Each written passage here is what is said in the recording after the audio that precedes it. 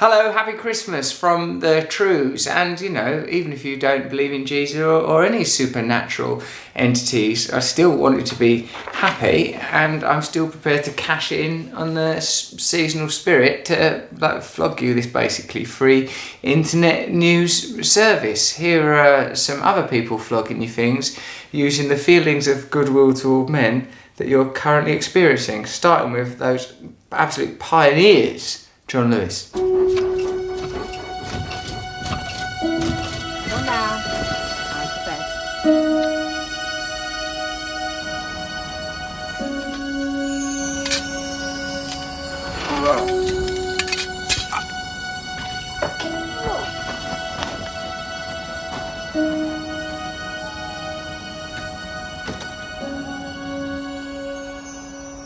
I follow the night.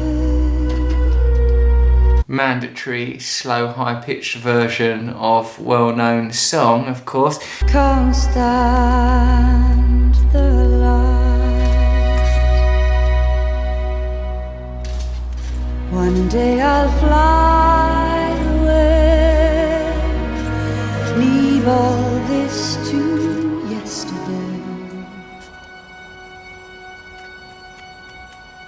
But I suppose what adverts do is supply an emotional relationship to something that is unemotional, like John Lewis department store to buy stuff from. It's like, in actuality, stripped of all the foxes and trampolines and racially perfect and well-cast family members. John Lewis is a great big building full of some stuff, much of which you will never need. Like sometimes when you're in a department store doing the shopping, don't you think, how are they going to sell all of these spoons and things that for, I don't know, casserole or whatever? So many of them, or these dressing gowns, are they all going to be sold? Don't you imagine the world ashen and fallen and these things just strewn on the floor? Because if you do that, it really enhances the Christmas spirit. What more can your love do for me? When will love be through with me? What was he actually saying to us here about the foxes and the badgers jumping around and the dogs sort of watching it in a way that seems slightly disgruntled? I mean, what is the message about reality? I mean, I'm not immune to the emotions. I'm feeling it. I'm feeling something happening in my heart when I watch the foxes and the badgers and I think, oh, they're going to fight. Oh no, they're getting on. Or perhaps the world will be okay. Perhaps we will all bounce on a trampoline for Christmas and it won't matter about Trump and Brexit and all of the problems of the world. We could all come together. But I feel that the answer to it's not going to be buying stuff in a department store. It's going to be the opposite of that. Why live life from dream to dream and dread the day when dreaming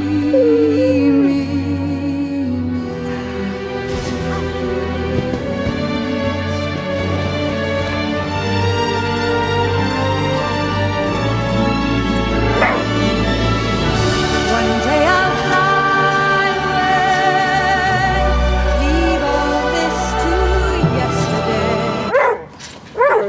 I was wondering what the phone box was doing there, and it's sort of, I suppose, to establish perspective so that we can cut away for a humorous look at the situation to show that it's not entirely saturated in its own sentimentality, that it's aware that it's doing something sentimental from the perspective of the onlooker, which is of course us, the consumer, but we're still drawn into it, and we're still going to be forced to go to John Lewis, and if we don't go, I think we're going to be lined up, bags over our heads and shot. I think that's their policy. Why live life from dream to dream and dread the day? Gifts that everyone will love. Love, that's what it's sort of using. It's just some stuff, isn't it? And I think I probably am still going to go to John Lewis. When dreaming ends. It's good to be aware of the disparity between reality and the version of reality that we're sold, and the fact that we crave for the version that they're selling us is an indication that there is something that we're yearning for, something that we're missing, and we won't get it there, but we can have it. The yearning for it is an indication of its veracity. That's some true news. Subscribe here if you choose. Subscribe here on Christmas morning. A little earwig comes to subscribe, and then a little woodlouse comes to subscribe with him. And what's this? A little rat, and you think it's going to eat them both, but no, it doesn't. It breastfeeds them for Jesus. True news.